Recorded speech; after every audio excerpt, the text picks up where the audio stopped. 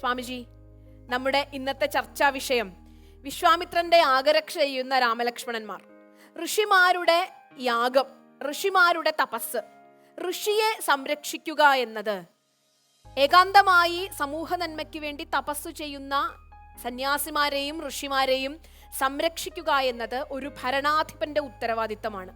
ഈ ആശയത്തിലാണ് നാം ചർച്ച ആരംഭിക്കുന്നത്. ഋഷിമാർ തപസ് ചെയ്തിരുന്നത്, യാഗങ്ങൾ ചെയ്തിരുന്നത്, യജ്ഞങ്ങൾ ചെയ്തിരുന്നത് അവർക്ക് വേണ്ടിയിട്ടല്ല. കാരണം അവർ ഓൾറെഡി ഋഷിമാരായിരുന്നു.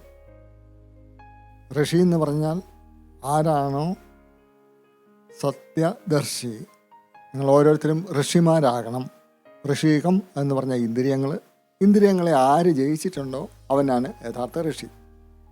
അവരുടെ കർമ്മങ്ങൾ ഒരിക്കലും അവർക്ക് വേണ്ടിയിട്ടായിരുന്നില്ല, അത് സമൂഹത്തിന് വേണ്ടിയിട്ടായിരുന്നു, രാജ്യത്തിന് വേണ്ടിയിട്ടായിരുന്നു. അതുകൊണ്ടാണ് രാജാക്കന്മാരെല്ലാം ഇപ്പോഴും എന്തെങ്കിലും തരത്തിലുള്ള ധർമ്മ സങ്കടങ്ങൾ വരുമ്പോൾ ഋഷിമാരെയാണ് ആശ്രയിച്ചിരുന്നത്, ഉപദേശങ്ങൾക്ക് വേണ്ടിയിട്ട്, അനുഗ്രഹങ്ങൾക്ക് വേണ്ടിയിട്ട്. അപ്പോൾ അവരുടെ യാഗങ്ങളും യജ്ഞങ്ങളും സംരക്ഷിക്കുക എന്നുള്ളത് സ്വാഭാവികമായിട്ടും രാജാവ് ഏറ്റെടുത്തിരിക്കുന്ന കർമ്മവും കൂടി ആയിരുന്നു. അവർക്ക് ആരും കൽപ്പിച്ചു കൊടുക്കുന്നൊന്നുമല്ല. രാജാക്കന്മാർ സ്വയം ഏറ്റെടുത്ത് രാജാക്കന്മാരാണ് ഈ യജ്ഞങ്ങളും യാഗങ്ങളും ഒക്കെ നടത്തിച്ചിരുന്നതും. ഇനി ഈ യാഗരക്ഷയ്ക്ക് വേണ്ടിയിട്ട് രാമലക്ഷ്മണന്മാരെയും കൊണ്ടുപോകുമ്പോൾ വിശ്വാമിത്രന് മറ്റു പല ലക്ഷ്യങ്ങളുമുണ്ട്. സാമുദായികവും രാഷ്ട്രീയവും ആയിട്ടുള്ള എല്ലാ ലക്ഷ്യങ്ങളും വിശ്വാമിത്രൻ്റെ ഉള്ളിലുണ്ട്. ഋഷി ക്രാന്തദർശിയാണ്, ഭാവിയും കൂടെ കണ്ടറിയാൻ പറ്റും. ആ ദർശനത്തിൻ്റെ വെളിച്ചത്തിലാണ് എന്താണ് ഇനി സംഭവിക്കാൻ പോകുന്നത് എന്ന് കണ്ടറിഞ്ഞുകൊണ്ടാണ് രാമനെയും ലക്ഷ്മണനെയും കൂട്ടിക്കൊണ്ടുപോകുന്നത്. ഇതിൽ പെടുന്ന ഒരു ഭാഗം അല്ലെങ്കിൽ കൂടെ രാമൻ്റെ ജീവിതത്തിലെ ഒരു അത്ഭുതകരമായ സംഭവം എന്താണെന്ന് വെച്ച് കഴിഞ്ഞാൽ, ആദ്യമായിട്ട് കൊല്ലേണ്ടി വരുന്നത് ഒരു സ്ത്രീയാണ്, അതും കാമരൂപിണിയായി താടക. സംശയമായിരുന്നു, ഒരു സ്ത്രീയെ കൊല്ലുക എന്നുള്ളത് മഹാപാപമല്ലേ?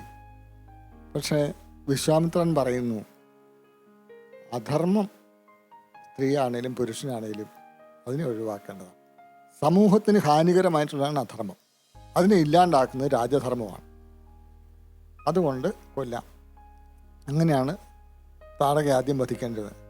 ഇനി ഇതിൽ പെടുന്നതല്ല എങ്കിലും കൃഷ്ണനും ആദ്യം കൊല്ലേണ്ടി വരുന്നത് പൂതനയാണ്, അതും ഒരു സ്ത്രീയാണ്. അപ്പോൾ നമ്മൾ ഭാരതത്തിൻ്റെ ആദർശം, സ്ത്രീത്വ ആദർശം പൂജനീയമാണെന്ന് പറയുമ്പോൾ ഇവിടെ ഈ രണ്ട് സന്ദർഭങ്ങളിലും ഭഗവാന്റെ അവതാരം രാമനായിട്ടും കൃഷ്ണനായിട്ടും വരുമ്പോൾ രണ്ട് സ്ത്രീഹത്യയാണ് നടക്കുന്നത്.